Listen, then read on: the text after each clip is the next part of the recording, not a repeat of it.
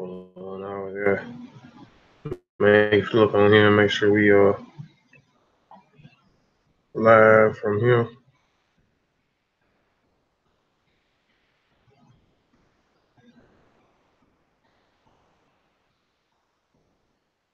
Hold on. And then I'll share the show in a minute.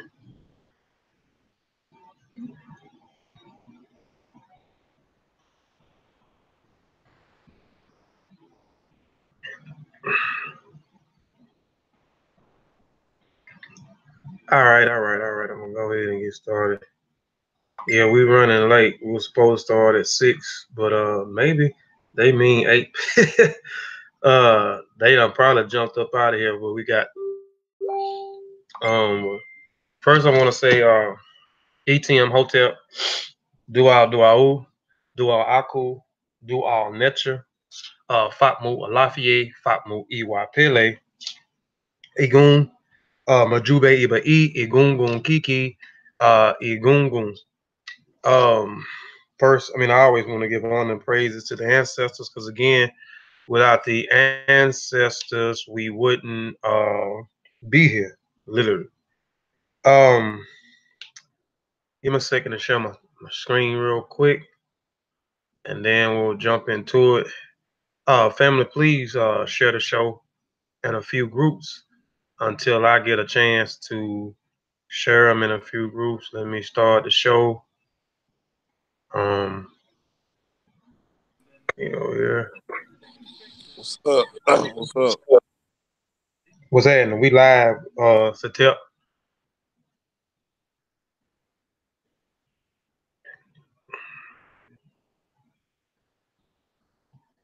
Man in the full knowledge of himself is a superb and supreme picture of creation. When man becomes possessor of the knowledge of himself, he becomes master of his environment, the captain of his own ship, the director of his own destiny, the accomplisher of his own ends. Man should understand himself because man is full of knowledge, and this knowledge is a gift of nature. When Mother Nature created man, she deprived him of nothing. He was given the faculty of understanding all things around him. This faculty for understanding has not been taken away from him. None of his senses have been taken away from him. So there is no excuse for the black man. I'm bridging my team, red, black, and green, queens and kings, salute, now scream, I should bring from another hit, I should vibe from a different ring. I'm ripping my team, red, black, and green, queens and kings, salute, now scream, I should bring from another hit, I should vibe from a different ring. All right. Well, this is my saying before we get started. As I learn, we all learn. I believe in this saying here. As we learn things and expand our mind, I think we should share whatever that information is with the family. Pass that information down to the family. Stop. Well, hold on. I got to slide out of order. Hold on, y'all. Give me a second. I'll go back and share my screen. I always try to do Hotel Dino Soup before on my platform on Kobe Pikes. I always try to honor a ancestor, one of my ancestors, or a historic ancestor. So here we have Carter G. Wilson. His birthday is in, let's see, what's the day? The 16th, 17th. His birthday is Wednesday. Carter G. Wilson's birthday is Wednesday. He is a, can y'all mute your mic? He is an ancestor.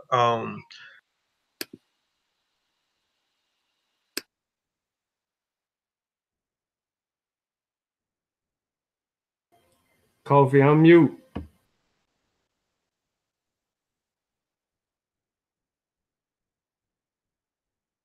Sean, why you mute Kofi? I ain't even mean to do that.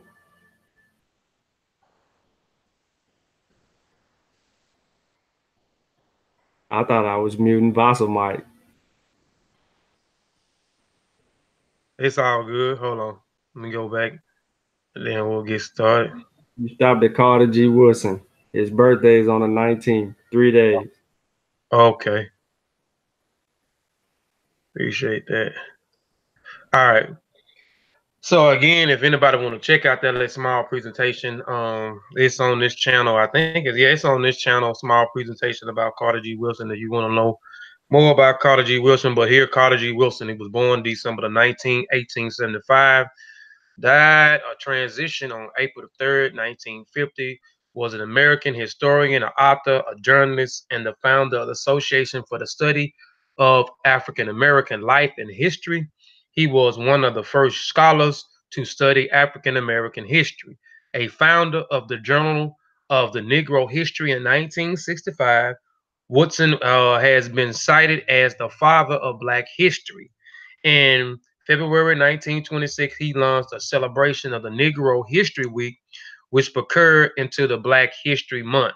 So if you want to know more information, more in-depth information about who Carter G. Wilson is and the things he did, and the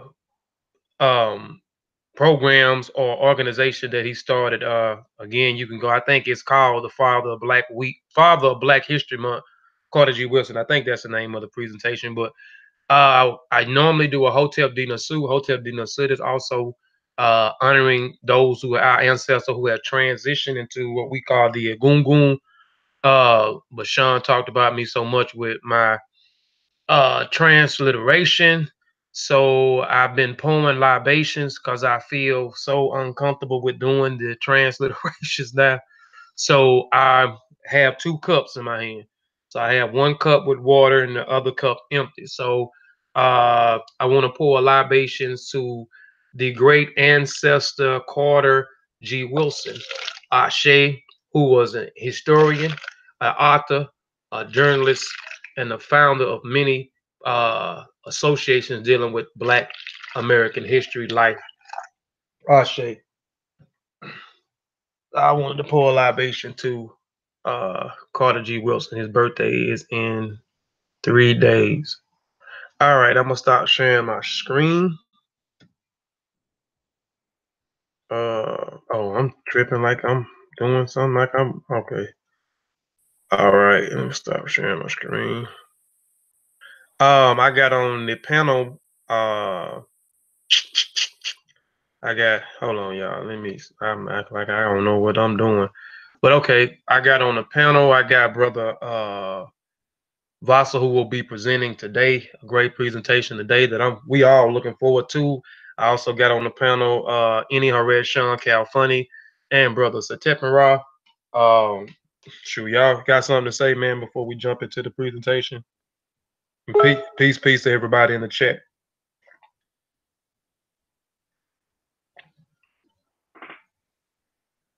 Go ahead, Sean. Say something.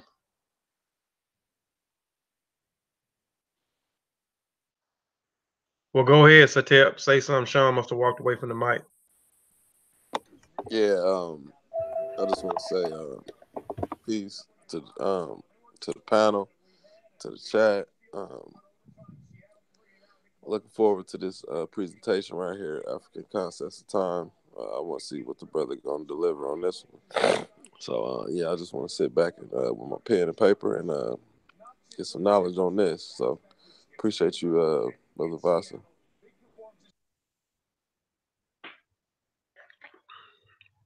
EY Baruru, you got something?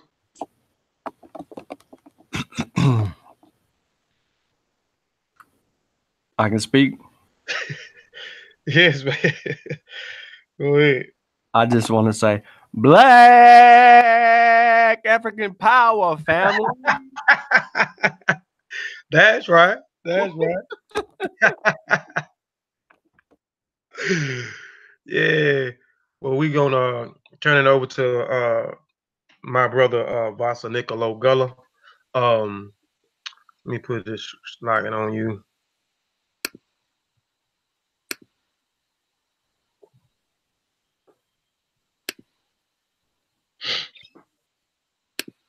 Peace to everybody in the chat too. Peace to everybody in the chat.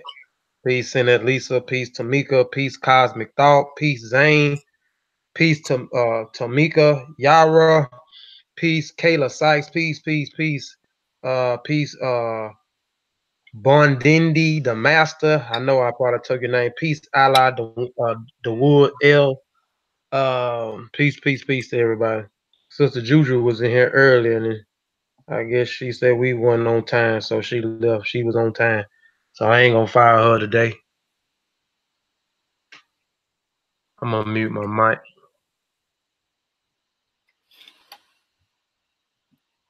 Can I be heard? Yeah, we hear you. Okay. Cool. Peace to everybody on the panel, and peace to everyone in the chat, and peace to the audience of the future. This is African Concepts of Time, an introduction or invitation to a discussion on an overlooked subject. Introduction and disclaimer. Although I can't verify this, but the concept of time, a chapter in the book African Religions and Philosophy by John M. Beatty, may have been the first piece of published literature dedicated to the subject of African people's ideas of time. The author himself stated, on this subject there is unfortunately no literature, and this is no more than a pioneer attempt which calls for further research and discussion. Setting the focus point on Eastern African tribes, he introduced a much needed subject indeed, because if we desire to break permanently from the mental scars of the kidnapping of our minds and the removal from our cultural ways, and to begin to re-identify ourselves in our most natural forms, then we must first and foremost remove ourselves from seeing the world through their concept of time. I have absolutely no right of authority or qualifications to teach on this subject matter. However, I do possess a mind and a heart that fully loves you all enough to say this is highly important for us to consider. Just think how much the ideas of time truly represent on emotional and psychological aspects, and even in the realm of economics.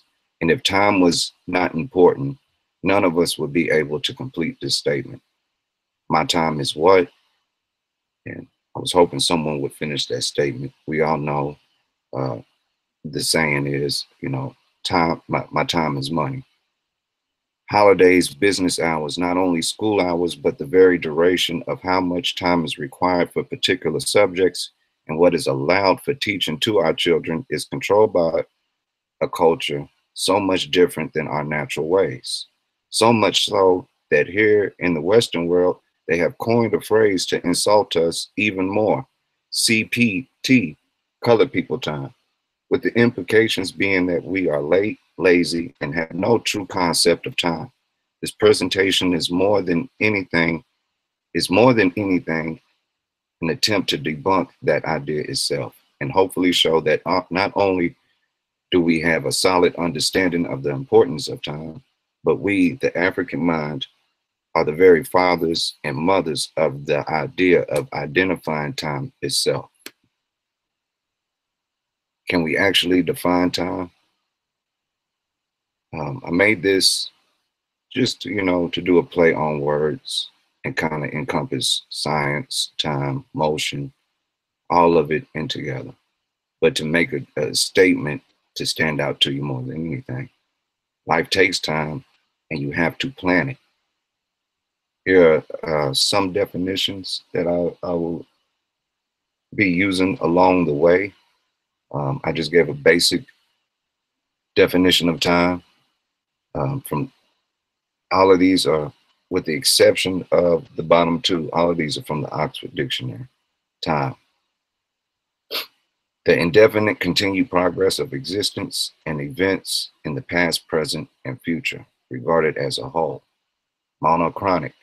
Relating or to dating from a single period of time, synchronized, performing tasks at one at a time in a linear sequence. Polychronic, relating to taking place in or dating from several distinct periods of time, performing elements of different tasks concurrently as opposed to sequentially. Notational, relating to notation, especially in music, mathematics, sasa, the Swahili word for now, zamani, old, past, and formerly. Was the African woman the first mathematician, calendar maker, and timekeepers? On the left, you see, well, I don't know how it will show on your screen. On the left, you should see the Limbombo bone. And this is Yeah, that's dating. on the left. It's on the left. Okay. This is dating to be 44 to 43,000 years old. It has 29 notches within it, and it's said to be one of the first devices to track the lunar cycle, and they contribute that to women's menstrual cycle. And if I'm not mistaken, this would have been in the region of the Sand people. Then you have the Nshango bone. This is 20,000 years old. It has more notches and it has more of a mathematical sequence to it. I didn't put a lot of information on this for the sake of time, but I just wanted to just throw these out there in case people weren't aware of them or want to do more research. As far as the dating of this is from a scientific article. They adorn themselves with the ostrich egg, marine shell beads, and notch bones for notational purposes. They fashion fine bone points for use as awls and poisoned arrowheads. One point is decorated with a spiral groove filled with red ochre, which closely parallels similar marks that the Sand make to identifying their arrowheads when hunting. And this Lasunda Blackwell was stating that, yeah, they verified that these ideologies, practices, technologies was taking place 44,000 years ago. The Merket or Marjet, the instrument of knowing typically made from wood or bone, and that's why I put this in here because it says of bone, just to show a continuance in the pattern, was a device used to track stars and keep track of sunrise and sunset. Water clocks are said to be the first accurate ways of tracing an hour by the emptying of water from one pot to another through small holes. And the oldest found water clock has been found in Kemet. And I put this picture here to give a better view. And hopefully, I was going to ask if anybody wanted to take a shot at translating that for the audience. I don't know how to do it, but maybe someone on the panel might want to be able to do it or in the chat. So I'm going to give it a little second, see if anybody wants to do that. Yeah, I believe we all take care of that. Sean, what you think about that right there?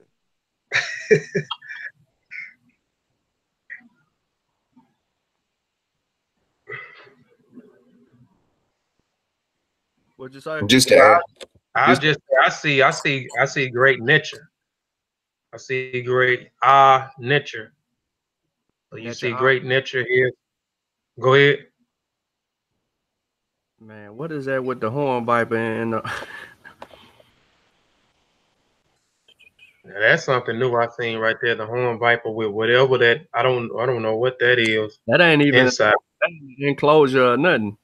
Mm-hmm. And I get it. Can you make above that though? I see. I see like Ra. I see everlasting, like Ra everlasting. But that's above all of this. But this was on what order? What was it said? I got all the links in the back. I'll give it to everybody. This is actually at a museum. I can't remember which one, but I'll give all that. I'll put it in the chats, and maybe if I can pull off a way, I'll put a lot of these either in the chat itself, or if there's a way to alter it, I'll put all my links. Hold on. Don't skip this slide yet. Okay. Yeah. So Teb, you know what that with the horn viper and you right? I where nobody can't see my cursor, but where you see the column and the flag, just for people that don't know, that is a great nature. And then we talking about the horn viper inside, and then I see the unknown symbol, and I see Tepi here at the bottom, or Tepu here at the bottom. The horns. Excuse me. Yeah, I ain't ran into that one yet, Kofi. Yeah, I mean, I'm stuck right here with this. I hadn't seen this before. I hadn't seen the horn viper inside whatever this piece is. Have you seen that? Nah, I ain't seen that one yet. I ain't seen that one yet. Yeah, We but get to the that's what bottom of it. Mm-hmm. Yeah, and then like he said, you see me Rye at the top. Me Rye with the water jig, the sun disc with the slash, the horn. I mean the cobra, the bread loaf. Okay, so that's a Uh, bread loaf. yeah, that's a bread loaf right there at the bottom on the right hand side. Now on the other What side, y'all talking about? at the top, if you look at the top to your right hand corner, it's cut, it's broke Oh, off, and yeah, it has me. You see the sun disc with the slash. That's right. We all know that's right. We see the water jug, which is me. We see the cobra, and the T, which gives you the jet. You know, and then it's over here. It had the same thing on the side, but it has the cobra, but I don't. Well, maybe it is. That's the jet too, because it looked like it might have broke off or bled or did something. That's the T. Uh, and the Yeah, what's the that's what I was name? thinking.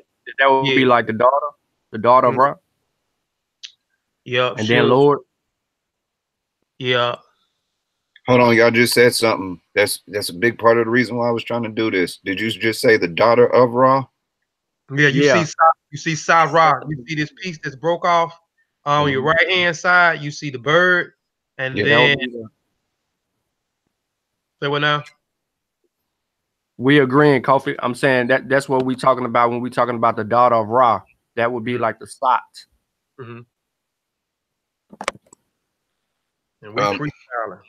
and that's exactly why I wanted to do this. I was trying to show a sequence of women in science in Africa, if that makes any sense. So I was hoping that somehow, some way, I could find some information to show that women had a big part in this as well. So if that says woman of what did you just say? Daughter of Ra? I got kind of tongue tied. But if it Yeah, says the daughter of Ra, Sat Ra, Sat Ra will be the daughter of Ra. okay, and I Yeah. got a book over here on the shelf. I was trying to break into it, but time prevented me of doing it. Give me a second. I'll get the full name. Women in Ancient Egypt by Guy Robbins or Guy Robbins. I was going to look into this and see if it had any information pertaining the roles in science and um, timekeeping. Now, what I do understand about these water clocks, and I don't want to use the Greek name, is that they was more or less used at nighttime in the temples to keep track of the hours throughout the night. Just to add that in as y'all continue to try to break it down for us in the audience.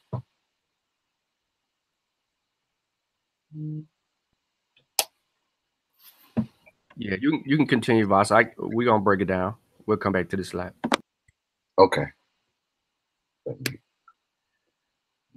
This here is a chart to describe the differences in between monochronic and polychronic cultures.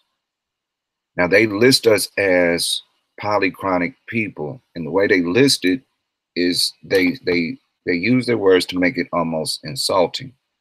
But as I read off these descriptions, I want you to pay attention closely and see where the insult is, and if you can even find one based off character traits. Monochronic people do one thing at a time, concentrate on the job, take commitment seriously, are committed to the job, show respect for private property, rarely borrow or lend, are accustomed to short-term relationships. Polychronic people, this would be how they wanted to define us in an insulting way. Do many things at once, are highly distractible, consider time commitments casually, are committed to people, they borrow and lend things often, and tend to build lifetime relationships. This is just to give an idea of the different time zones of the planet, because we don't operate on the same time. That's something that we don't really take into consideration for all the ones who want to push metaphysical or what has been deemed pseudo information. And they might have something, you know, biological time clocks or anything in that conversation. Our natural time clocks, it can be highly well due to the fact that we do come from a different time reach. Our natural ways are based on being in a different time zone. I got a picture here that goes along with this slide. Should drop down. This is just to kind of give some basic concepts of the rotation of the planet. It's indicating that while it's light in Africa, it's dark over here. You're in a totally different time zone. They are already working on their tomorrow as we are still in our today. And that's basically what I'm doing that for. So you saying that the sun don't go down? That's what you saying. You saying the sun rotates from one side to the other. Well, we not to correct you because I get what you're trying to say. We would rotate, and the sun is where it is, and I believe this is where the science of this becomes so important, because if the sun does rotate, we know this through the many years of our people's observations and our keeping track of it. Hence the Mercat that I showed earlier. Now this picture indicates the Earth's rotation, not to confuse anybody and saying that we are stationary and the sun is rotating around us. Just to throw that out. You never know if a child is watching or not. So, no, we rotate daily on our axis. And to my understanding, I don't fully know all of it, but yeah, even the sun is in motion too. Unfortunately, it's not the sun moving around the earth, it's just us rotating. Just to hopefully clarify that up.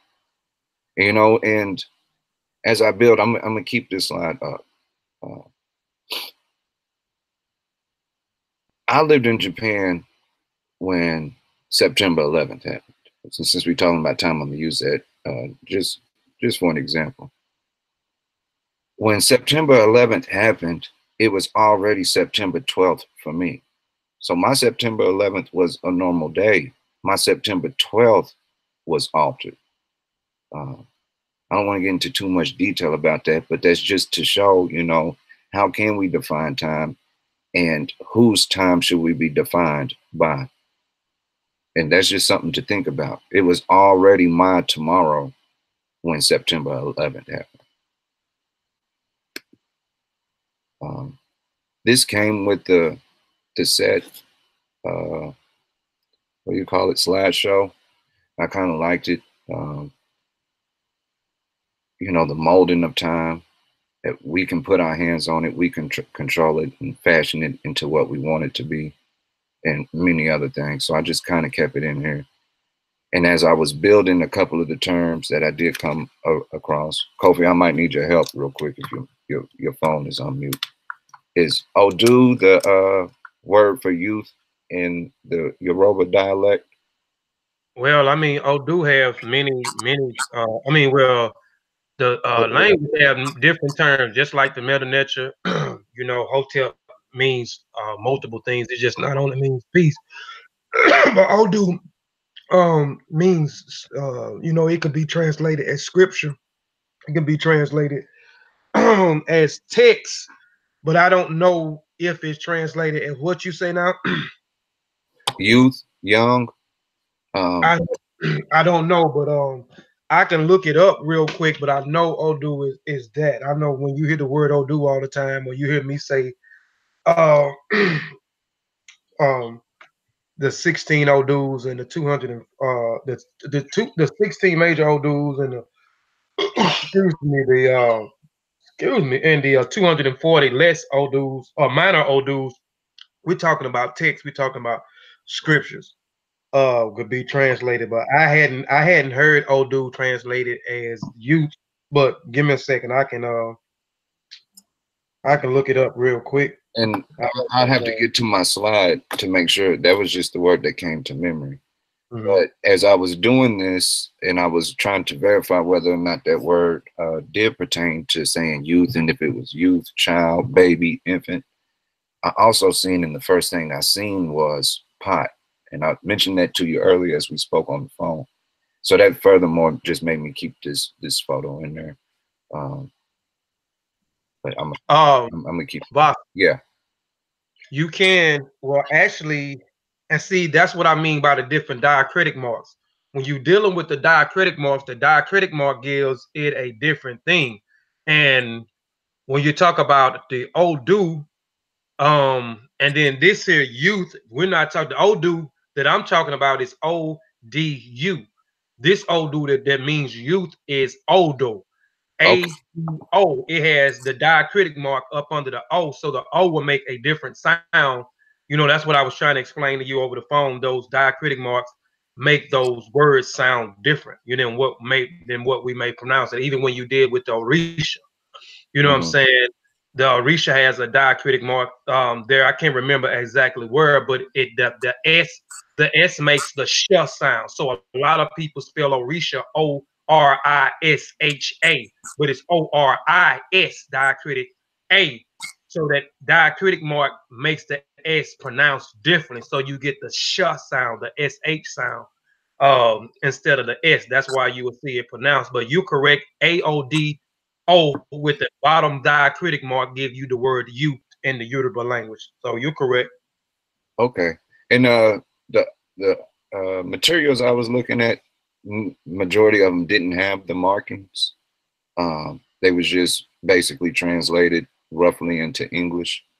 So, but I do understand what you're saying about that. I'm gonna keep going. Let me get everything back in motion. For the Africans, the whole of existence is a religious phenomenon. Man is deeply religious, being living in a religious universe. Failure to realize and appreciate this starting point has led missionaries, anthropologists, colonial administrators, and other foreign writers on African religions to misunderstand not only religion, but the African, I was supposed to have mind as well. After making the previous statement, Mbiti begins breaking down the first and most crucial part of his argument, the comparison of the African mind versus Western mind in regards to understanding or defining time. While the West sees time on a linear plane, past, present, and an infinite future, the East Africans in his research seen time as past and present with little to virtual no future. Yes, there is a concept of a short and immediate future described in his work, simply labeled as potential time, and this is said to be defined in such a way because the African mind believes what has not occurred cannot exist. Therefore, it is not a definite future, only the potential for it. Explaining that,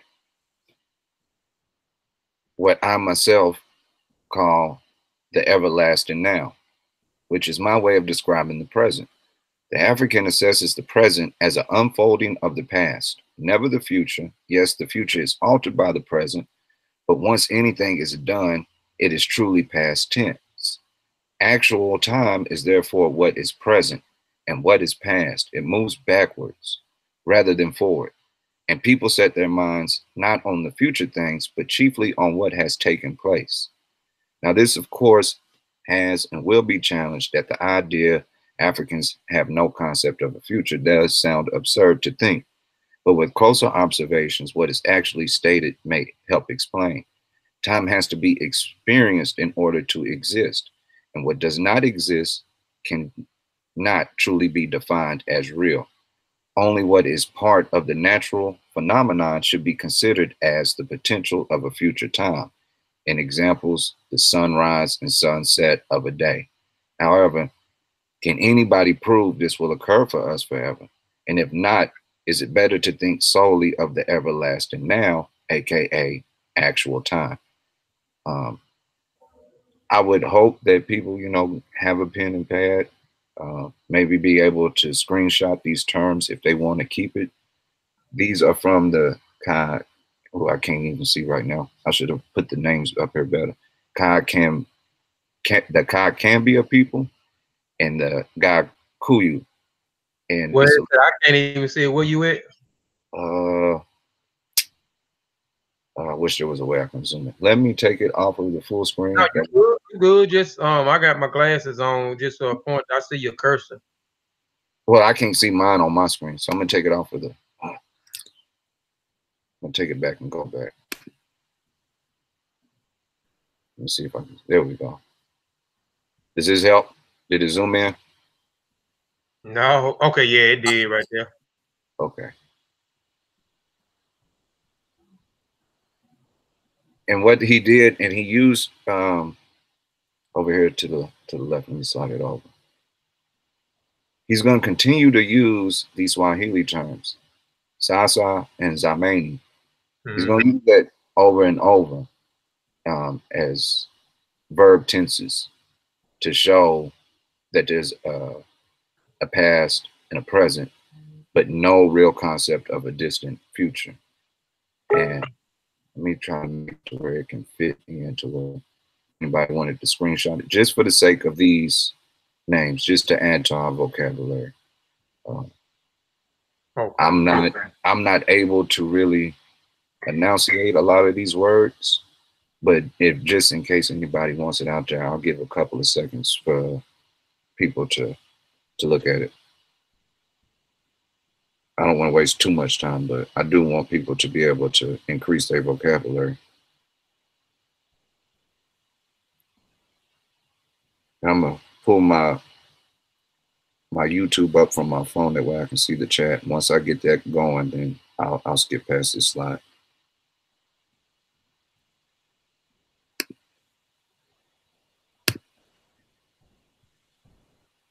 African phenomenon calendars are used instead of numerical calendars. Examples of this would be expecting mothers would counting the lunar cycles, months, until the arrival of a baby, or two brothers meeting at sunrise opposed to saying meet at 6 a.m.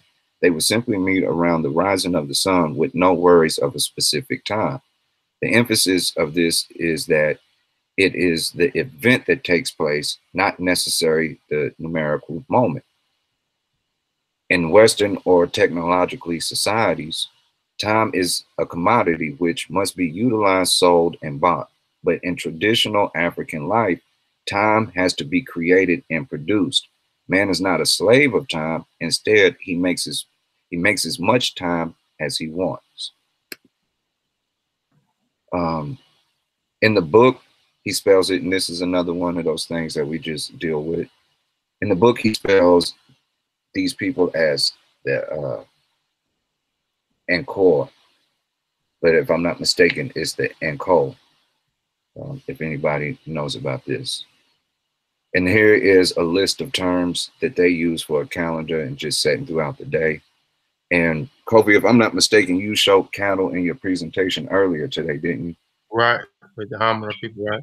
Yeah, when I was tuning in, I thought that was kind of cool to see that I was actually doing it the same thing. But you know, I'll go through the actual times as we know it in our minds. At 6 a.m. they begin by milking the cows. By 12, both the herdmen and the herd rest on the grounds or pastures. By 1 p.m. They're drawing water for themselves before the herd itself comes in. You know, don't want to contaminate it. They won't be drinking after the cows are inside of it or use the restroom, any things of that nature. By 2 p.m., they allow the cows to drink. By 3 p.m., they're feeding the cows out in the pastures. By 5 p.m., they return home. By 6 p.m., they enter the cattle into sleeping areas, and they'll begin the closing of their day. That the last shift of work will be milking the cows again. And it is said that 93.6 of the Zanga and Zimbu cattle are indigenous to this region, dating back to 7,000 years ago. And according to Wikipedia, here's a 12-month calendar listed by these group of people before they was dismantled by Idi Amin. And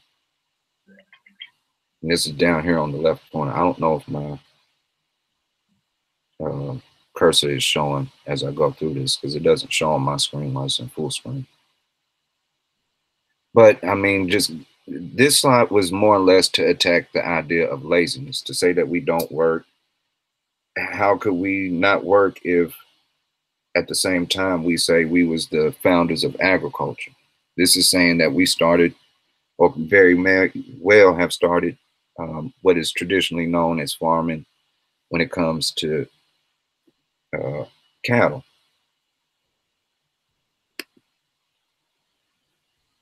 The Latuka ideas of a month. October is called the sun because the temperature is at its hottest. December is called give your uncle water because water supplies are low. February is called let them dig, symbolic of planting seeds and the rains to come. May, grain of ear because the grains begin to grow. June, dirty mouth because children can now eat. And I wanted to make this one the biggest. I forgot to do that. If we say dirty mouth here about a child, we are implying that that child speaks. Is it Ira Baruru? Yeah, that's bad character. Iwa Baruru. Yeah. Iwa means character, Baruru means bad character. We And would they assume. don't. Oh, go ahead.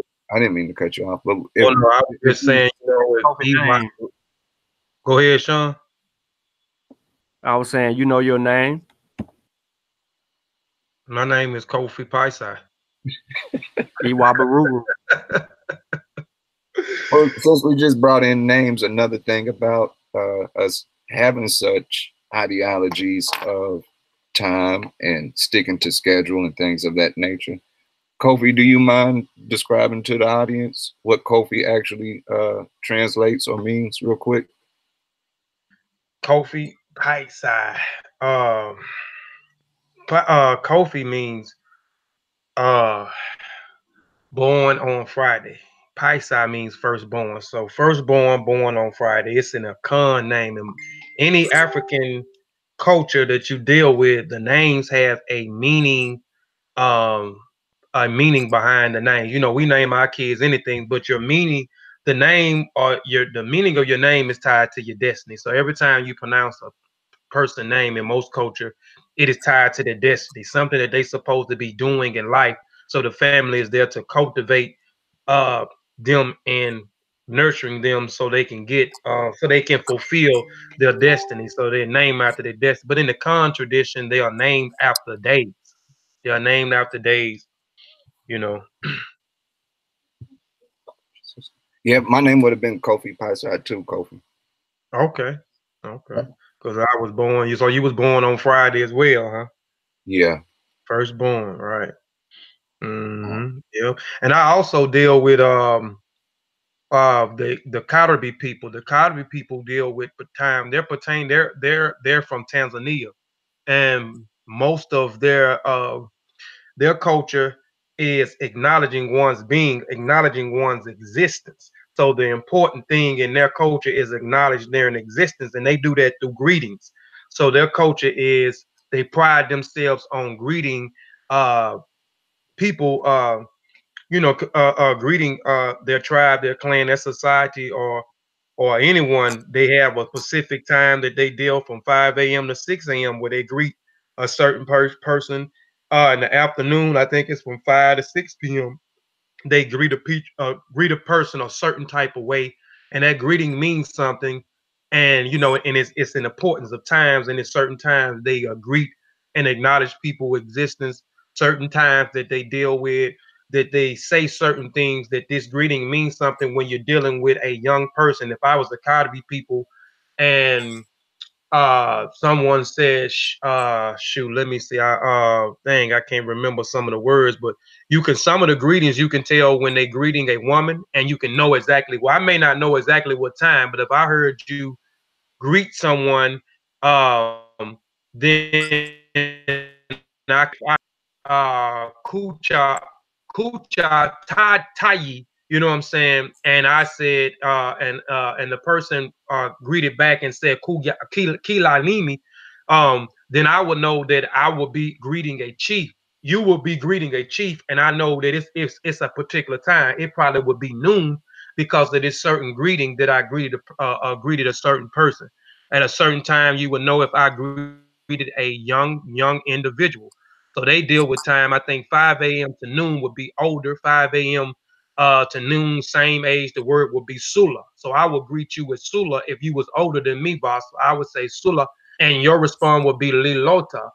um the noon to 5 a.m. older person, you know what I'm saying, middle age person. So they deal with time too. I'm not trying to take over your presentation, but the Counterby people from the Tanzania, they also deal with time, and important time is important too, because time is tied in with their greetings, and greeting is tied in with acknowledging one's existence or acknowledging one's being.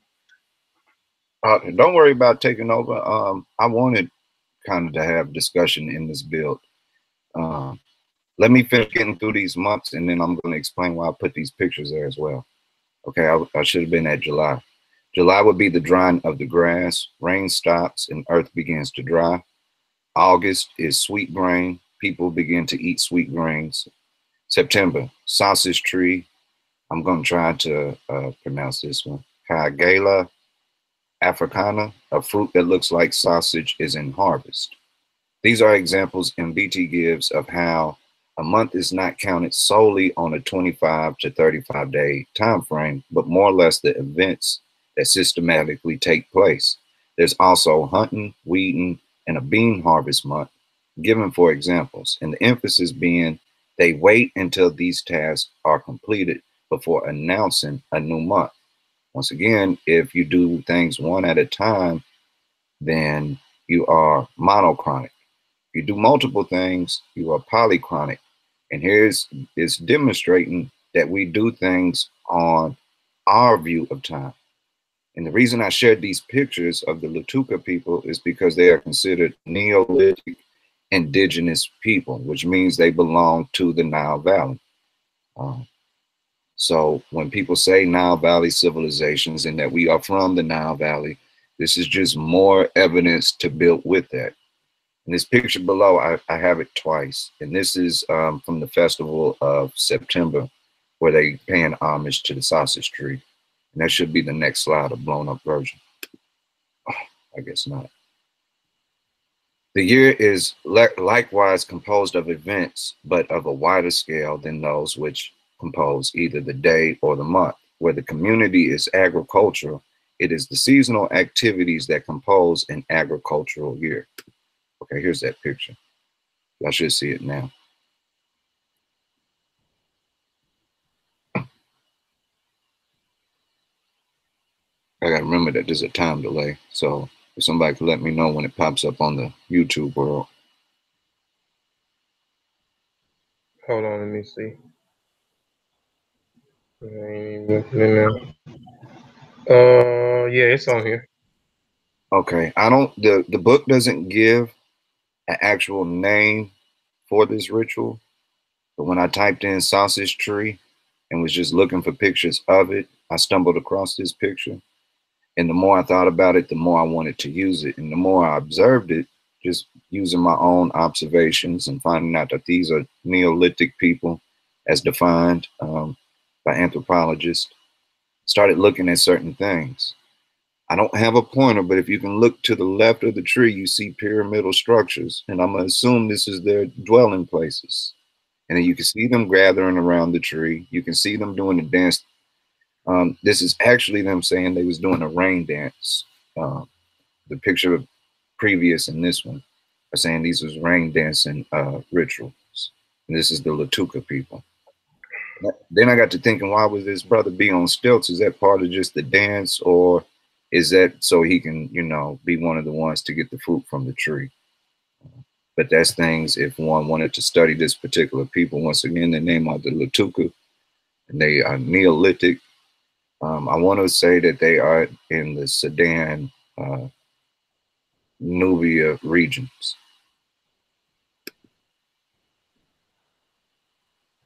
Once the endless cycle of a phenomenon completes, and it doesn't matter whether it takes 365 or 500 days to do so. Just the passing of the seasons or expected events that are built into the cultural, adding to the past and seeming endless, there is a sense of eternity to be found.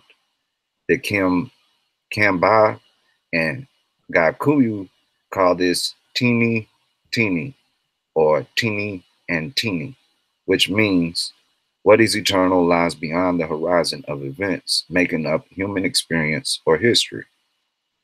Outside the reckoning of a year, African time is silent and indifferent. People expect the years to come and go in an endless rhythm like that of day and night, and like the waning and waxing of the moon. Sasa and Zamani.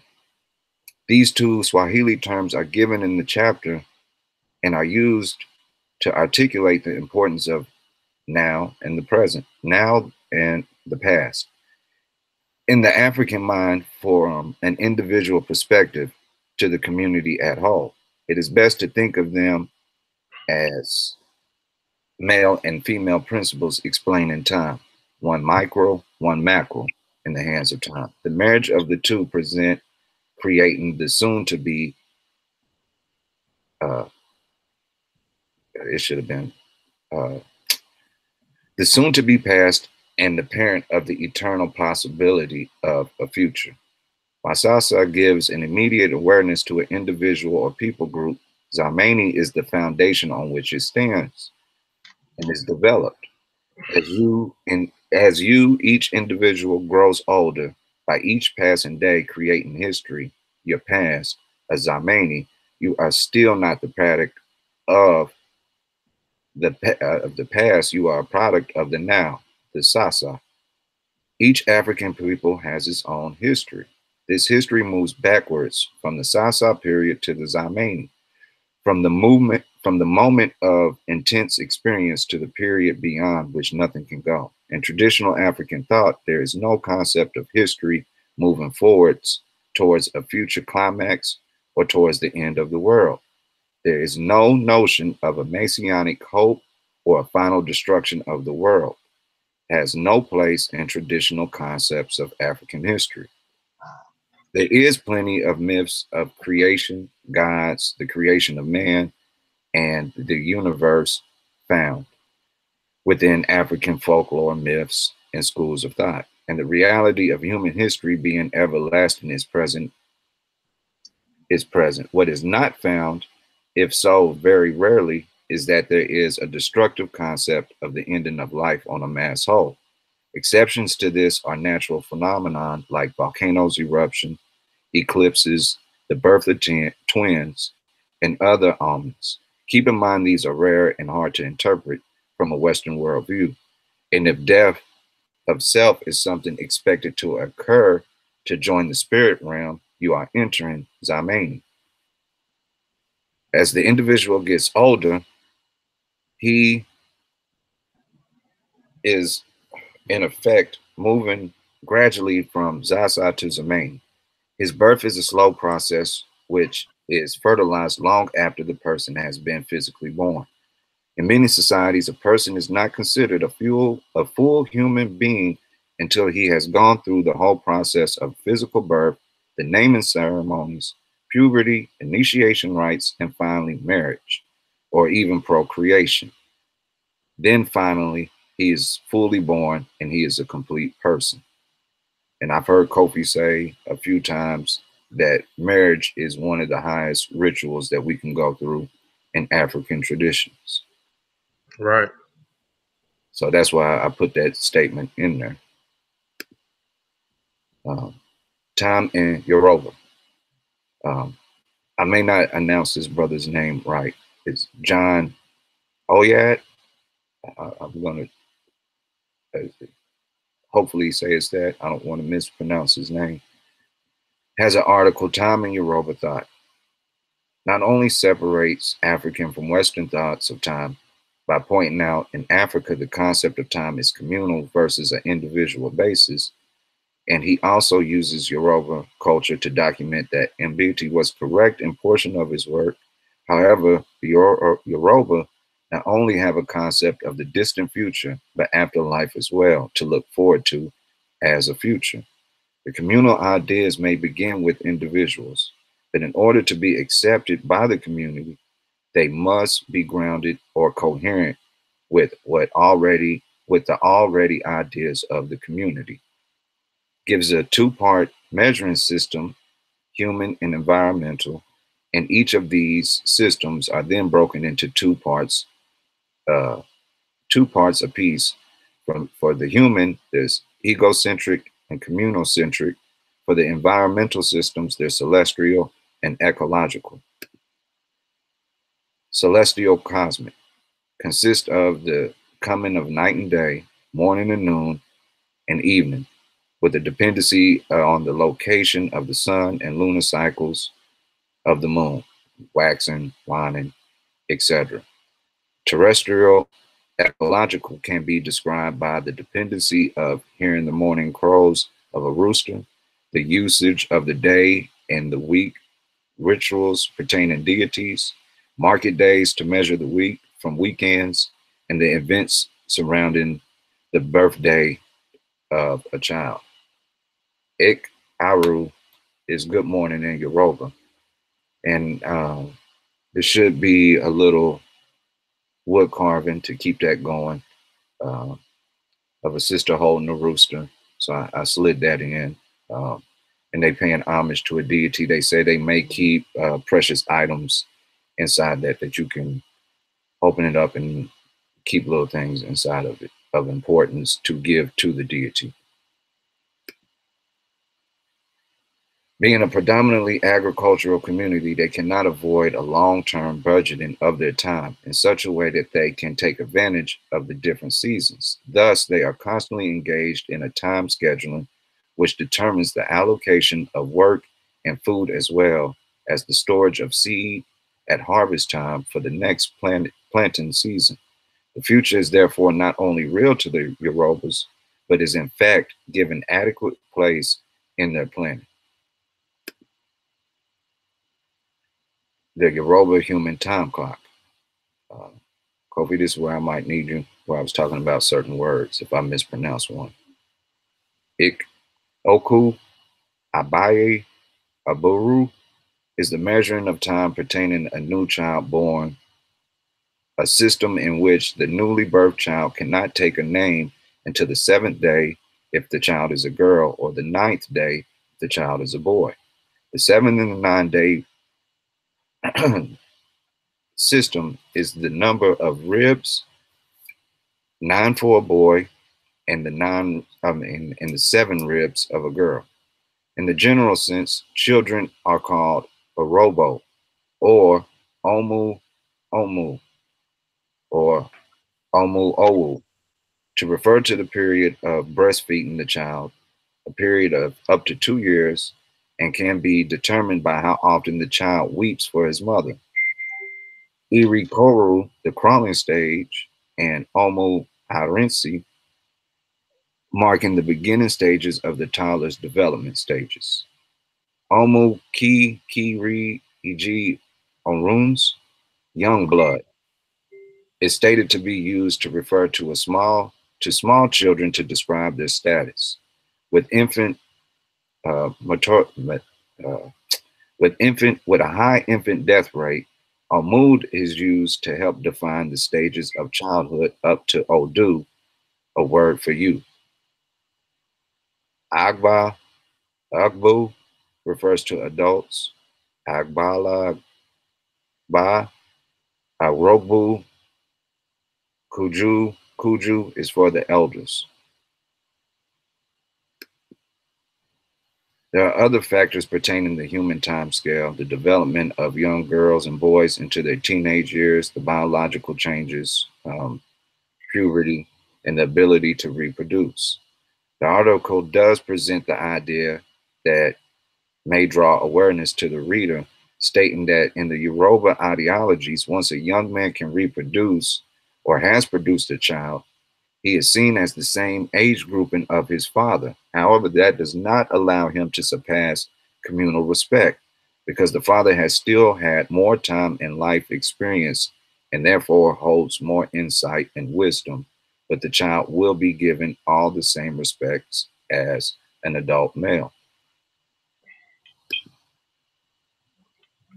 It is very important to note that it is fairly difficult to use these egocentric timescales because block ideas of the time implied rather than an exact time.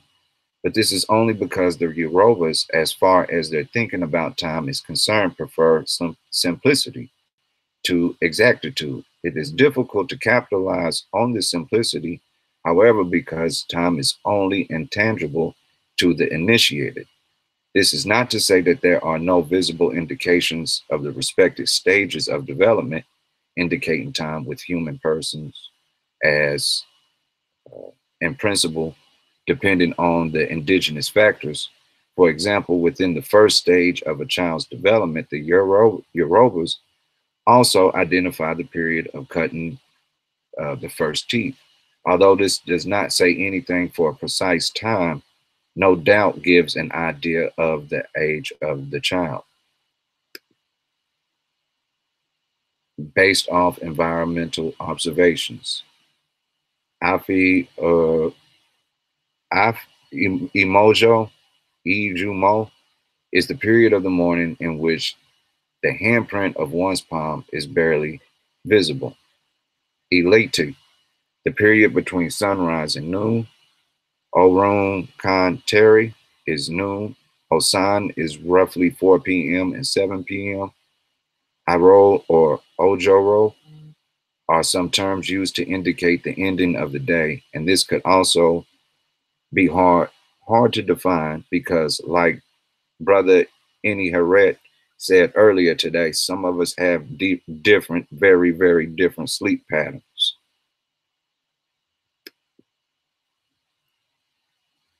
Although it is stated that they have little need for numerical or fixed calendars, we still see lunar calendar cycles of 29 days being used. However, what makes Yorubas have a standout moment, they believe that the waxing and waning moments help keep track of everyone's cycle, not just women. And bad behaviors or insanity comes during these periods. The statement for this idea is Osu Ray Lee.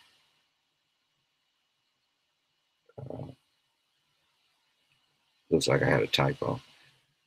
To point to, and it is hard to point to an exact numerical moment. They depend more on identifying this by your behaviors. Keep in mind, they still have a way of organizing months based off climate and other natural occurrences. Terrestrial observation. An elder may send a child for a particular object, but unlike us saying be back in 15 minutes, the Yoruba peoples may spit on the ground and tell the child to return before it dries. Only one can imagine the differences this may cause.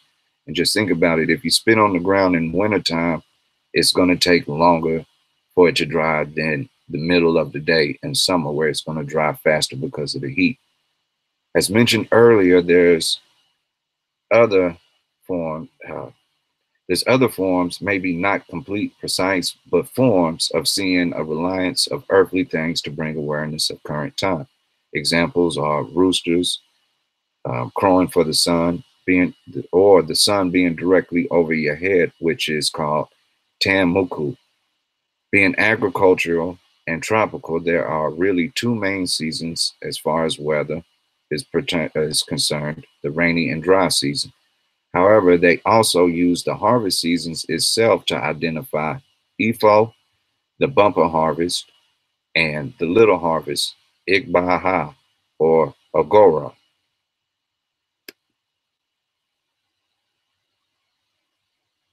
They do not correspond to Christianized views of years, nor have leap years, based from their agricultural practices. However, they do make a distinction between good and bad years and label them by male and female attributes.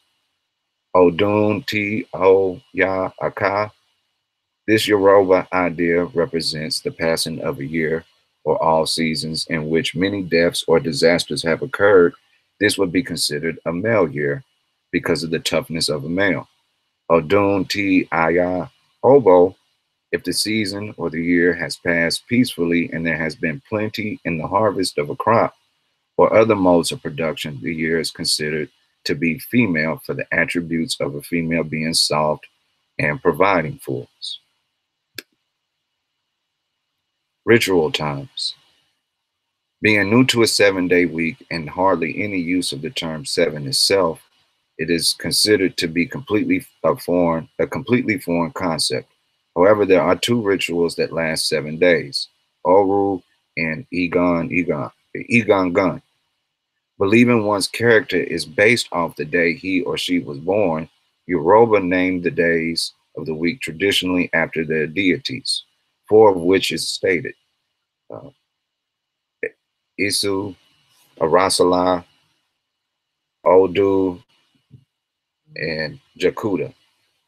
Believing that time cannot be arrested, they insist that things be done at a proper time. Thus, a theoretical problem arises with regards to precedent between time and events. Since it is events that must keep pace with time and not vice versa, it can be inferred that for the Yorubas, time antedates motions, even though time was intangible before motion. Thus, it is further complicated by the belief that there are, in fact, events or over which time has no bearing at all, because certain events can occur against temporal laws. All facets of the people's cosmic experiences manifest the principle of gender complementary, and this has a profound bearing on the role of the women in the society. Think of the above statement and what we have been taught over our time within the Western worldviews. If hurricanes come, tornadoes form, or any other natural disaster within the year, we are experiencing what we say, Mother Nature is angry, or the B word, overlooking the fact it is women, mothers, aunts, sisters, who not only provide us with nourishments of life, but love and kindness as well. Does it not make sense to dedicate our good years to them? And this is from a festival calling out to the dedication of a year towards the female. Odun di Loni O, Ko Odon ni Ya Yobo, Abo Lala Bomo, Obo ni Torah, Obo ni Ro Ra, Ko Odon Wa Ma Yako, Echo Lo Na Lio. Our festival has arrived today. May this festival turn out to be female in nature. It is the femaleness that peace is hidden. It is the female that comforts. It is the female that soothes. May our festival not turn out to be male for the toughness of a male. And that's where I ended at, Kofi. But there's also other things that I wanted to add into it. And I made the statement before that eternity lies through the eyes of our children, for it is the children that will carry on our names. And both of these that you see that they do have homage for life and death, and the importance of your name being remembered is highly, highly important. And that is your key to eternity is your character and people remembering your name. Now they say that it's the elders who will keep these because they spent more time with you. But once the community forgets your name, you become somewhat of a ghostly figure, although you're in the realm of the ancestors, due to the fact that if your spirit does occur and they see you as a stranger, it is more negative at that moment. So the memory of you is highly, highly important by your name and your character. Because you're not remembered if you have bad character. You're not even considered an ancestor if you have bad character. That's why we always state you have elders and you have olders. And I don't know a lot of elders. I know a lot of older. Someone just of old age.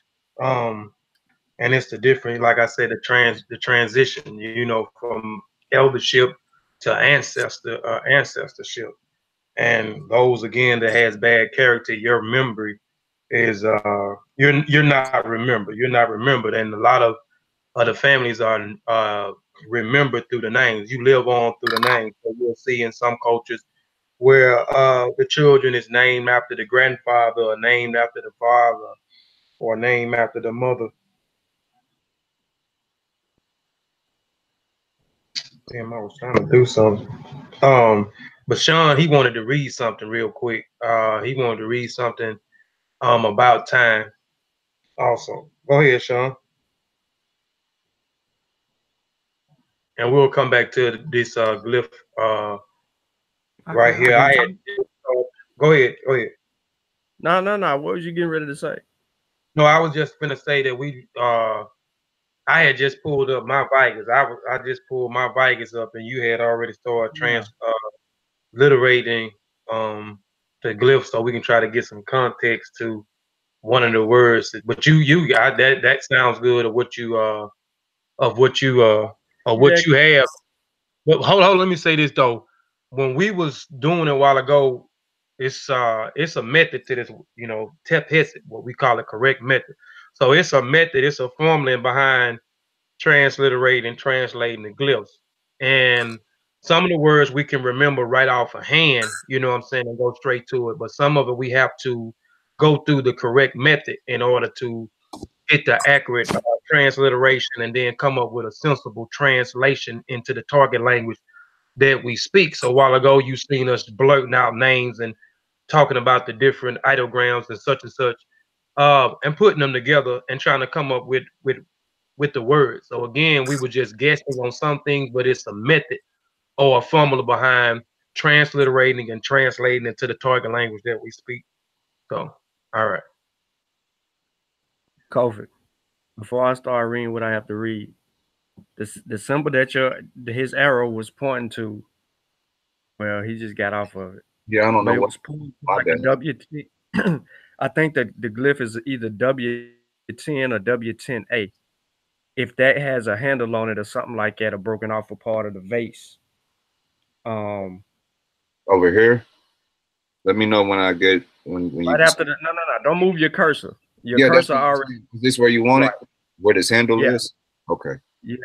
If I'm trying to be sure if that is an actual handle or if it's just a vase and the scribe may have messed up or may have gotten dinged during a break off. If that is the case and it got dinged during a break off, then that's a W10 glyph. And with that bread loaf, it can mean cup. I mean, yeah, with the bread loaf under it, can mean cup, which would then throw me for a loop because then we still got to end with the quail chick. Yeah, we're Let not me gonna be able to get let me sensible. We're let not me gonna get a sensible translation off of it because it's broken half. right. So we're not gonna get the full context, but we Mm. get all the way up into, the first aisle, which is the that bird for the people that's watching. Not the first bird, the second bird in this glyph. The first bird is Set, daughter of Ra. You're right. Can you move your cursor to the right side where the Right. piece broke off on the right hand side? Yeah, No, the keep very going. first, Right. right here. Yeah. So that one we're translating it as Set, which is daughter of Ra. And we get that because behind that is the Ra symbol or whatever. So we know it's a daughter, and then Ra, and then below that we have I said Lord of Lords and Great God, and then this next glyph is um is one that was kind of that stumped us. Which, if anyone is familiar with Vegas, you can look at the I-25B glyph, and you would get something like enter. Enter, so you'd be something like enter in wep or wepi, which would be either a separate or we have to give it some more context. But to add to your presentation, bro, I did want to um just to elaborate, and we can come back to the glyph as it can seem, throw us off a little bit because now we'll give Kofi some time to go behind what I wrote to him, and we'll deal with this time real quick. All right, so I'm reading from Africanisms in America, and I want to give you just a little bit of what they have to say about time, as far as what the ancestors brought over to the Americas, especially in the Gullah experience. Okay, so just to kind of give it some context and see if you could, if I say something in here that may resemble some things that you brought out in your presentation. Oh, before you do that, I'm glad you did it. If I didn't state it, one of the key elements to tracing the Gullahs and the Black Seminoles back to Africa was the naming system and how the women made it a conscious effort to name their children after days of the week in African dialects. But go ahead.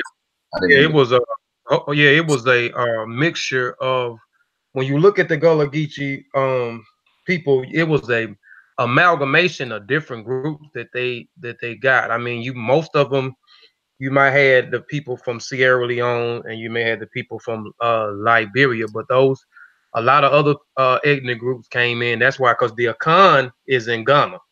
So you will see those names, those Akan names, the days of the week. You will see those with the Gullah because they was in that region at one point of time. The Mindi was also in Sierra Leone at one time. The Lukemi was also there. It was a lot of different ethnic groups. So the Gullah was amalgamation, but a lot of them were Mindi people.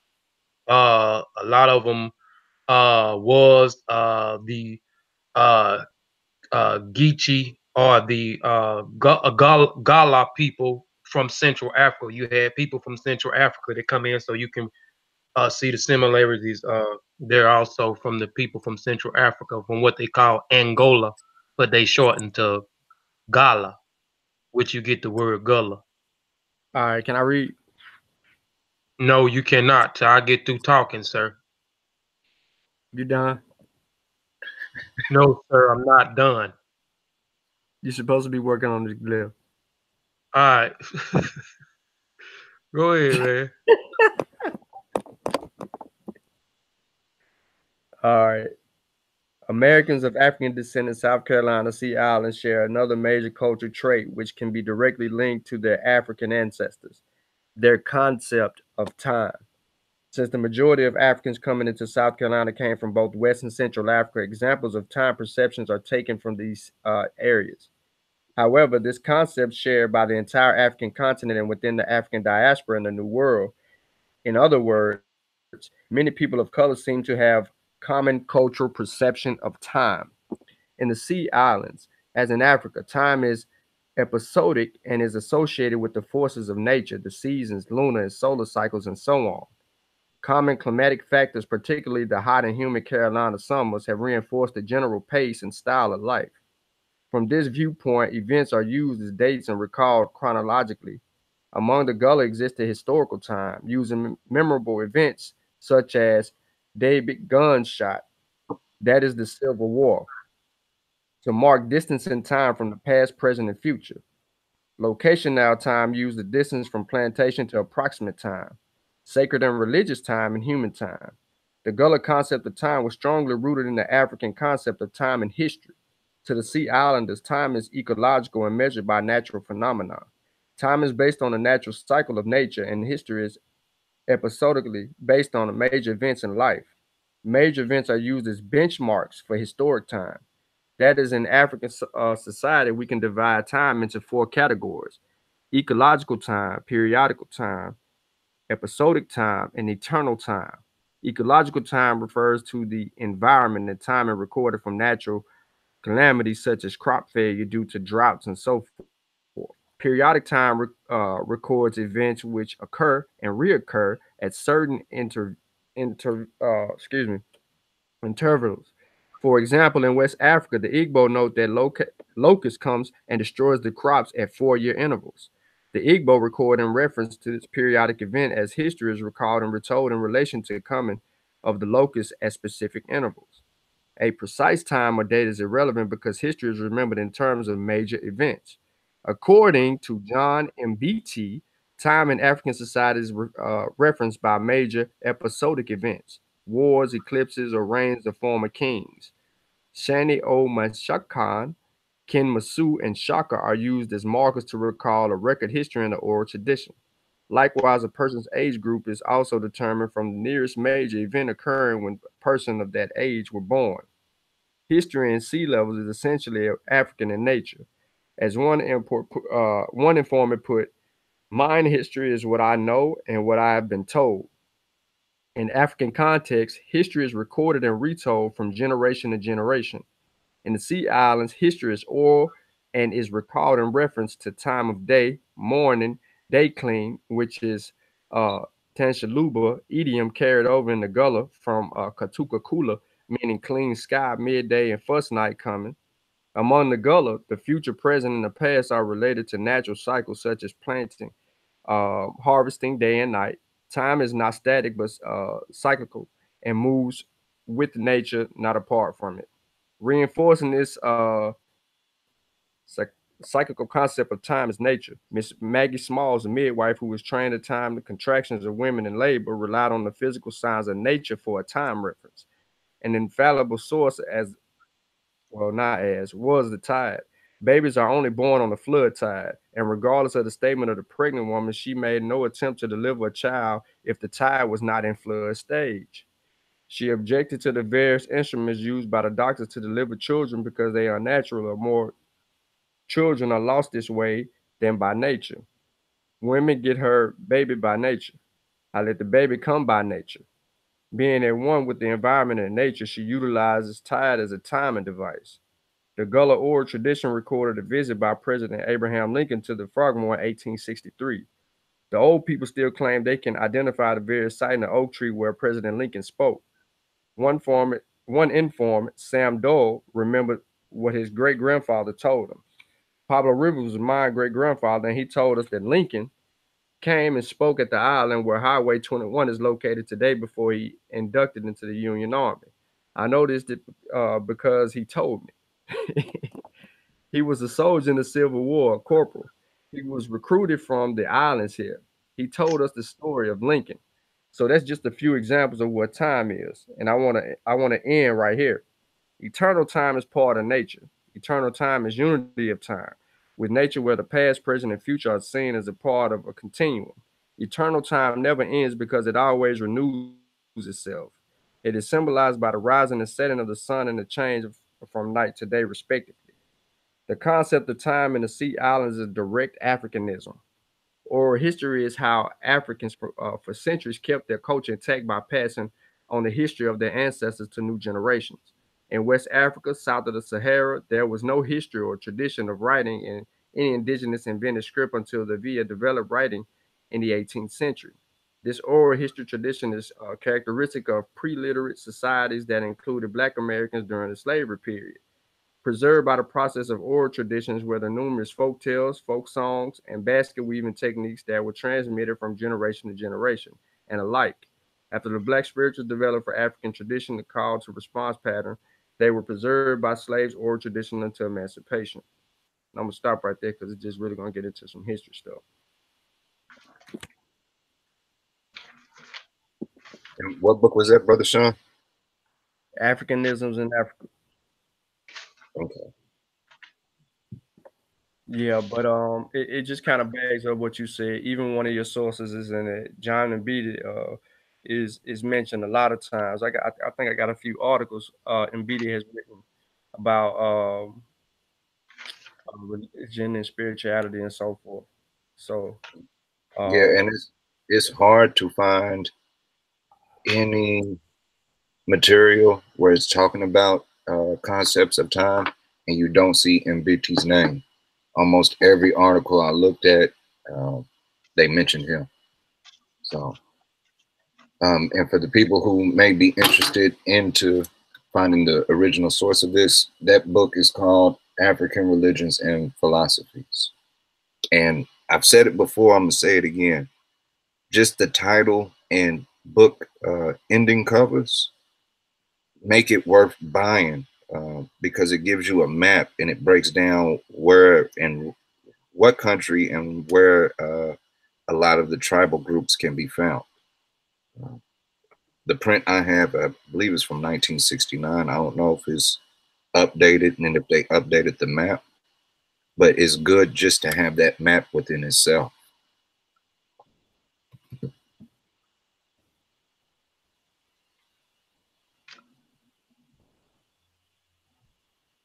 Yeah, somebody typed it in the chat. John MBT. Sutek Aruti. So I guess he said he's dope. Yeah, he's familiar with his work. But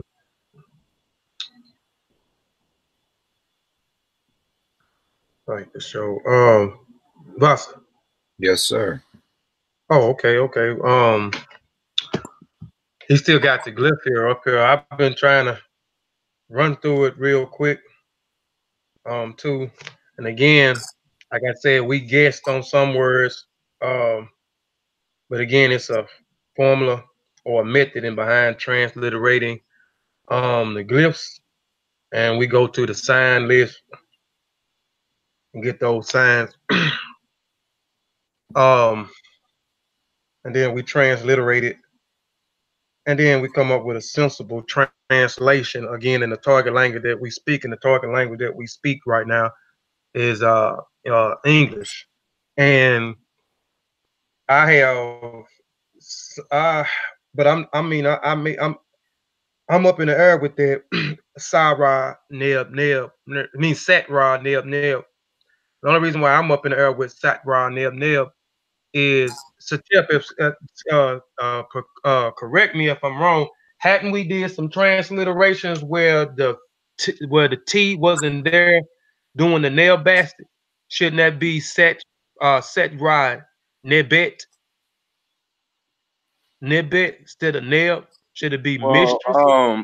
my opinion, I don't believe that's set because what's the glyph? What's the glyph? Like sat is the bread loaf, is the X1, right? That don't look like X1. That's an upside down bread loaf. So we need to figure out what that glyph is right there. Yeah, you're right. You right. I thought maybe it might. Well, yeah. I mean, I thought it was damaged right there at the top. That's why we couldn't see it fully. But yeah, it does look. That ain't sad at all. That's I forget what that glyph is right there. You, but because you can see the raised bread loaf. Yeah, on this behind the aisle, yeah. So that's what that's gonna look like. But that over there, that ain't no raised bread loaf. Y'all let me know if y'all need me to move the cursor from time to time. Oh yeah, well you on the bread loaf. You got it on the bread loaf up under the cup. Yeah. So I don't know what that would be, man. I mean. Oh, and for the listening audience, this is dated to be from the 30th dynasty and is located at the Petrie Museum in London. Yeah, that's another reason. Shoot. What, the dynasty? Man. Yeah. Hold on. I think I know what that is. That glyph behind it. And we know that's a pintail duck. That's the pintail duck. But This one. This cut off right here. Go back to the front. This side? Yeah. Well, I mean, it looks like the Oedipus bird too. But no, it's don't, because I'm looking at the head. It's a pintail. It's pintail. So if you're gonna make it a bird, a different bird. I'm just looking. I just look back at the head. But I want to know what this is up under here. You have no clue what that is, Satel? I mean, because it looks damaged. That's why we were saying, What's that, Kofi? Behind the pintail duck right there. That upside. Go. I ain't look into it. I was just Go back. Go back where the bird is, the pintail bird on your right hand side. Mm-hmm. Now look up above it. It looked like a crescent moon right here at the top. Yeah, that's what we. Yeah. We thought it looked like. It looked like a crescent moon. I say, if I had to guess, I'll probably say that Glyph is the crescent moon, because you know, like you see that, I see that symbol for like damn, what's that deity name? It's one of the deities that got that on there, man. I mean, you see it with your Uki, but ain't I don't know. Is it Kansu? Satep? Yeah. In 11. Yeah, I think that's him. He got that on the top of his head. right, I knew something. right, but that ain't coming. Yeah, you're right. You're right. Right. Oh yeah, you find that in Amos as well. Like the pharaoh Amos, like that's the glyph in his name. So that's that symbol. Mm.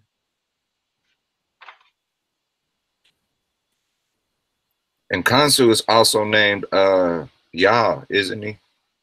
Who? Yah, Y-A-H. Yeah. How I forgot how it was translated though. I think it's the transliteration is like IAH. Something like that. It's something like that. It is. It's I. The Y is an I. So yeah, it is the I. I don't forget, man. So that would be like E-I, maybe? No, it's just I. Mm-hmm. Like Amos. Okay, so you would just say I. Ow. Okay. Like if you look up the name Amos, you're gonna see that symbol, and then you're gonna see the mess symbol. It's basically like a moon deity. I believe I is like a moon deity. Because it's Amos, is Amos means born of I. Yeah, it is. It's IAH. That's right. What yeah. That's cool. So what's that first glyph, Kofi? You talking about the bird? The beginning of what's the beginning of? That's a pintail bird, ain't it?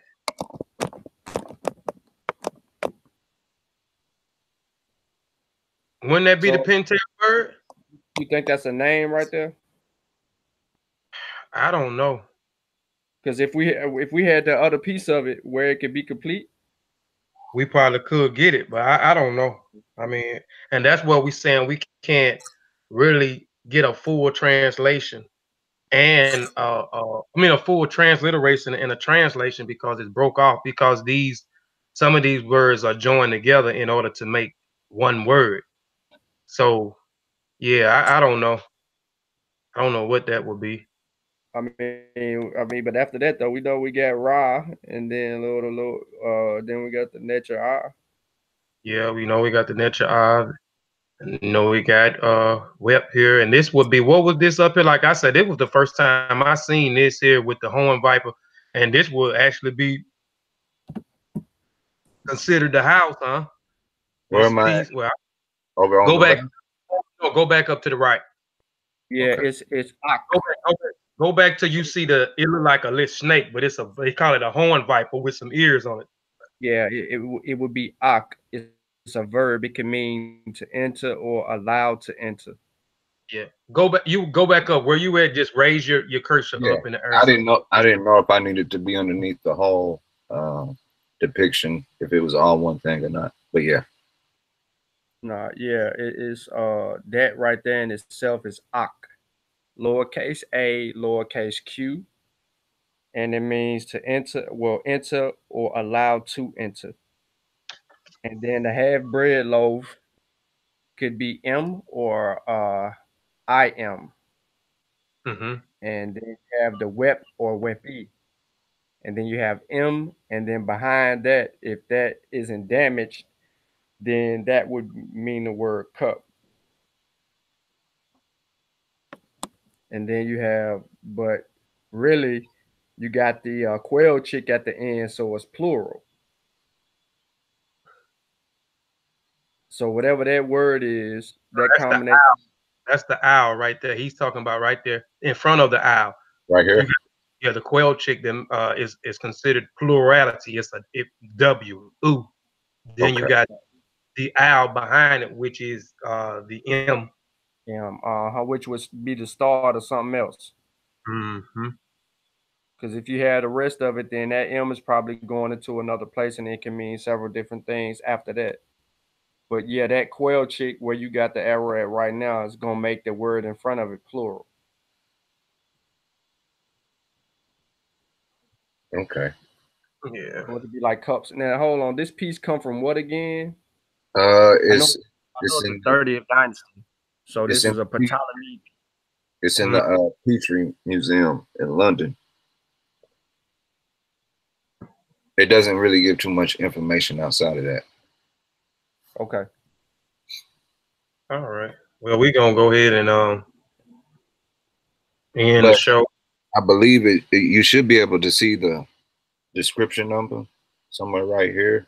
And I don't know if there's a way to, It's blurry. yeah, I don't know if there's a way to look it up based off of that. You got the link. I mean, Yeah.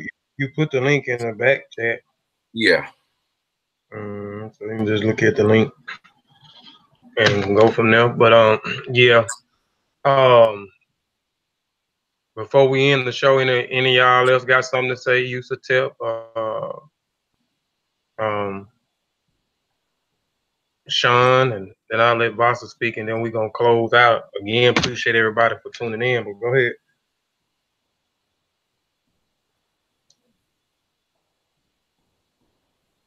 All right, Everybody. I'll say something, man. I like to thank everybody for tuning in. Great show, Vyasa. Appreciate the patience. I don't see any questions in the chat, and I see a couple of people talking about that's why they want to learn from Wujawu. Yeah, Wujawu is a good teacher. Sutek said he hopping in the class on. Yeah, man, get in the class, join the classes. It's sufficient. But to answer Tamika, we don't have to ask him because we know what 90% of what it's saying. The problem is where you have a broke off piece you can't start. So you really can't. And I don't think y'all know this at all. Because some people that's in the chat know this, that have seen stuff, but you can't get a full translation if pieces are broken off. If you look above the scene, we don't know what the whole scene is. So we're not looking at the scene and then addressing it appropriately. You have we transliterated it. Well, we translated a few words that were in there, which is the majority, which is the centerpiece of the whole thing. But above that, we even went and dealt with like Ra and or everlasting or something. Eternity, very small above it, where the guy's feet are, and above this glyph. So you can't get a full understanding of everything that's going on.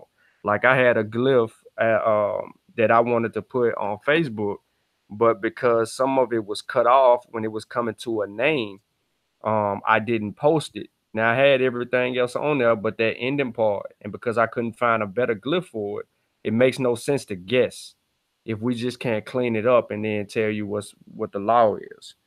So we really don't, we don't want to break our necks around there about that. Now look at Tony.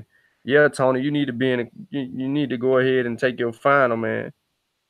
You was there the whole time with me in that class, man.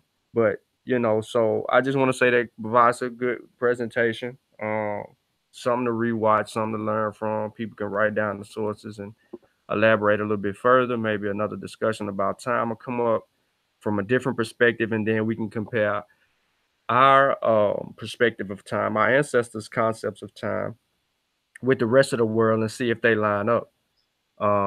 For those who like to say that everything started and come from us, and we can kind of see if that's true or not based on other people's concepts of time and understanding. But that's all I got, man. Satep, I know you got a headache right now, man. You had a long, rough day. I don't know if your team won or lost, but I do know, your head been pounded today. So if you wanna say something to the people, bro, it's all on you.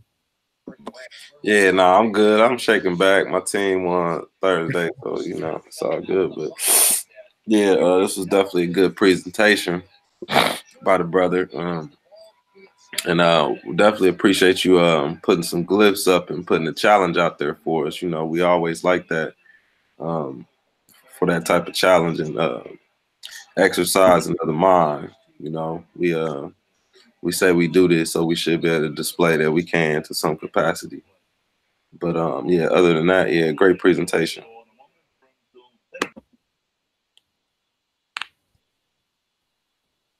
You got anything, Vyasa? I appreciate everybody's compliments. I hope everyone enjoyed the presentation and there was something that stimulates thought being conveyed to the audience. Just looking at this glyph before we get too far away, it put me personally in an awe moment, because we got to remember this is stone, and you know we hear it a lot, but take a moment to look at the precision, and then look how tough that stone is by being able to actually analyze the thickness of it. And you got to remember this was carved into a bowl as well, and then that bowl had carvings throughout it to let water leak out of it, to give us a concept of a clock. So our capabilities and our mental capabilities are far beyond our comprehension and what our potential is. So I hope more than anything in time we start to embrace our full potential. And outside of that, just peace, and hope everybody has the beginning of a good week this week. Eat and rest well, and I'll turn it over to you, Kofi. I'm gonna go back to mute. Oh, one more thing. I made it through the whole show without getting a $50 fine. So hi. You about $150 in, ain't you? Yeah, you're 150 in, and we started late. Yeah. We can find you on your own show. Oh, I was here. We was waiting on y'all. Yeah. But I'm officially enrolling in class tomorrow. I gotta figure out how to get the money over to him, but I'm enrolling in class. Oh, that's gonna be easy, bro. Yeah.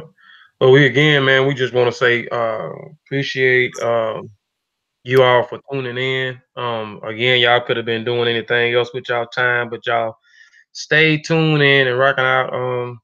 As my brother Vyasa presented his presentation, and we chimed in, had a little discussion during the presentation. So again, we appreciate you. I want to say Madupe. I want to say Moribi. I want to say dua to the family. Thank you for the support. And we'll see you again. I don't know if we'll be back next Sunday. We'll see. I'm not sure if we'll be back next Sunday at 6 p.m. But if so, you'll get that Black African Power family. So you get one of those promos if we do something next week. But tune in next Sunday, 2 p.m. Central Standard Time, to the Massive Warrior Clan channel. Brother Any Harret Sean Calfani will be presenting. I don't forgot what he'll be presenting on. He's Black extremist. The black extreme. I mean, not extreme, not the black extremist, but I'll be presenting on something that I was supposed to do last week, but then I shelved it for the presentation that I did last time. But it's the birth of extremism. And it's not going to be long. It's probably going to be about 30 minutes. I ain't going to fill your head up. But I'm trying to work on a concept of being able to put something together, Kofi and I, because we had a conversation with Sebu Jawu. And we're going to try to make this more interactive for the people to tune in and follow us and give you guys an opportunity to actually to see if you are taking in the information and test you a little bit. And we'll tell y'all more about that in the future. But as of right now, man, you know, we have some things that we need to work on in order to better prepare the information for the people, so that you know you guys can use this as teaching information for yourself and your kids, and also possibly for for them for school projects and things of that nature. They can go back and forth with the teachers at the school and present this information to them and have them deal with it. So yeah, we're gonna be cooking. So can I go ahead and veggie back off of that real quick? Go ahead. Nah, we ain't letting you veggie back. Oh, I gotta do the screen share. I wanted y'all to see it. Go ahead. I got it on there. You done start screen sharing. Yeah, I know. I'm gonna figure out how to get it back up. I'm hitting the button. It's not giving me the. It's not opening the option to though. Am I locked out? Did I get kicked out? Now you still in here. You and it was showing before you hit some button. When you hit a button, it went back to your avatar. If you can't figure out how to use Google Hangouts, we will find you. Why is it showing one moment when I do this, but it's not showing? Because you done took off your share, you're gonna have to reshare your screen again. See, technical difficulties is a problem. Kofi wants to be on time. Okay. Kofi got something swimming to do. Oh. Well, I'm out. That's over with now. That's over with. That's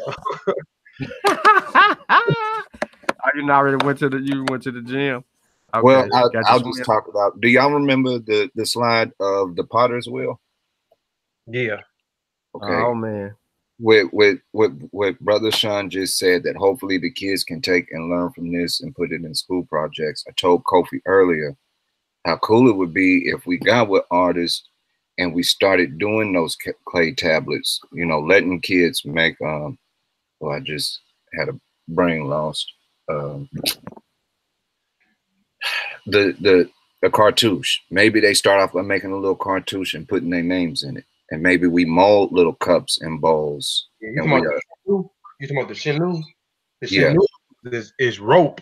It's I know we get the necklaces and stuff and they look like it's stones with the name in them. You see the suit bitches with the names inside the Shinu, but it's actually a rope and not stone. The Shinu is what we call the what you call it? I forgot. I be trying to get away from the mother name. What you say? Cartouche. Yeah, the cartouche. And we know that the what was that? The Romans that came up with that because it looked like a bullet. Was that Napoleon that came in there? The French. Yeah. Okay. Yeah. Y'all know the answer to these Nasuk Biddy questions. These questions about anything inside of the Shanu is Setepin Ra, Mary Amen, Patah. He need to hurry up and get that's what we waiting on. We waiting on that Shanu and the King's List name. That's what we waiting on. Oh, I already know. Y'all make presentation for me. I already know you working on it over there. But yeah, I personally think it would be cool if we was getting into the idea of manufacturing goods ourselves and exercising our talents and skills and passing on a craft to the children. But yeah, that's all it was. I was just gonna show that slide again. I'll go ahead and chime out. Oh no, you good. We weren't stopping you. You was good. It's your show. So man, I ain't trying to mess up the swimming pool. I mean, it's winter, cold. You won't be out there swimming this late and catch pneumonia. Nah, it's an indoor swimming pool, bro. Indoor swimming pool, bro. The facilities is excellent there. That's how I can afford that. What you call it earlier, that velvet spot? That's how I can afford that. But yeah, man, we like to have fun too on here. But family, again, appreciate y'all for tuning in. And we'll see y'all next time. Go back if you missed up. Welcome back to the Omo Valley with the Hamra people today on the Masa Warrior Clan. Go back and tune in to that presentation that I did today. If you missed the last show that any of Red Sean California did on the Black Vote, go back and watch that show with your family.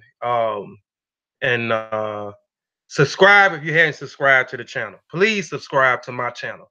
If you hadn't subscribed to Kofi Paisai TV, please subscribe. We have people on here that come and visit. We got new people, but they don't subscribe. They don't hit the notification bell. So please subscribe and please tell a friend to tell a friend to tell a friend to tell a friend about Kofi Paisai TV as well, and continue to tell people about Masi Warrior Clan. We were trying to get the Masi to 1,000 subscribers before the end of the month, but don't look like we gonna do it. We are at 955 subscribers on the Masi. And I don't even want to say what we at on Kofi Paisai TV. We not where we need to be at, so please subscribe. But on that note, again, appreciate y'all, man. Let me share my screen. real quick. Dang, I should have did this while y'all was talking. I always try to show. So if people don't know what groups that we are part of, they can know what groups we are part of, and they can actually go back and subscribe to these channels and view the content that's on these channels. So please go subscribe to the Seshuma Ani Metanetra group. That is a group of like-minded individuals who are studying the language, which is called the Running Kemet, and the writing script, which is called the Sesh Metanetra. If you want to take classes, you can inbox one of us, Satepan Ra, me, any Hared, or you can inbox Saber Wujal, Irima personally. Also go subscribe to Kofi Paisa TV. It's the channel that takes the black man, black woman, and black child Eurocentric mind and Africanize it. Again, it has so much content on this channel, and I really think people is sleeping on this channel. We have so much content on this channel. Anything that you want to know about the culture and the traditions, it is on this channel. This channel has only been up a year, and it is knocking on 70 some videos. So I have been putting in a lot of work to build this channel, and then I have brung in some brothers that I can consider call them my brothers. I can call them my friends. That's on the panel: Satepan Ra, Ini Haret, Sean Calfunny, Vyasa Niccolo, T'Challa Bangara, and Asara. Those are the immediate family that is also part of Kofi Paisa TV, and you can check out the content that they have on this channel as well, which is excellent. And you can also go back and check out that. What was that presentation you did, Satepan Ra, a few weeks ago, man? What was that presentation real quick for the people, which was a good presentation, man? The animal zoo, and I don't want to mess up the name. Forgotten history, slash scientific racism. Yeah, that human zoos. Yeah, man. That should have been viewed at least.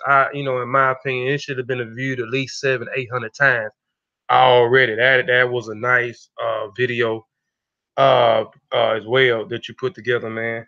But yeah, just check out the channel, man. Support the channel. Also support Master Warrior Clan TV. Go and support us. We have we knocking on about 70 videos on that channel as well. We're going to continue to work. We're going to continue to build the Master Warrior Clan up, and we have took it in a short period of time, where we needed to take it in. And I hope 2009 we're able to take all three of these channels to a higher bracket. I mean, these channels here don't exhibit bad characters. So we don't talk about your mama. We don't talk about eating your babies. We don't do a whole lot of profanity. We don't do a whole lot of coonery. We don't do a whole lot of backbiting. So this is the reason why we're not high in numbers of what we should be, because we entertain you with the information. We don't entertain you with the foolery like most of the 90% of the channels on YouTube. But please tell a friend to tell a friend to tell a friend about the show. Again, we appreciate y'all. And we see y'all next time. Next time. We out. Man in the full knowledge of himself is a superb and supreme creature of creation. When man becomes possessor of the knowledge of himself, he becomes master of his environment, the captain of his own ship, the director of his own destiny, the accomplisher of his own ends. Man should understand himself because man is full of knowledge, and this knowledge is a gift of nature. When Mother Nature created man, she deprived him of nothing. He was given the faculty of understanding all things around him. This faculty for understanding has not been taken away from him. None of his senses have been taken away from him. So there is no excuse for the black man. I'm raising my team, red, black, and green, queen, king, salute, now scream, I should bring forth another hit, I should five different. I'm ripping my team, red, black, and green, queen, king, salute, now scream, I should bring forth another hit, I should five different. Black African power, family.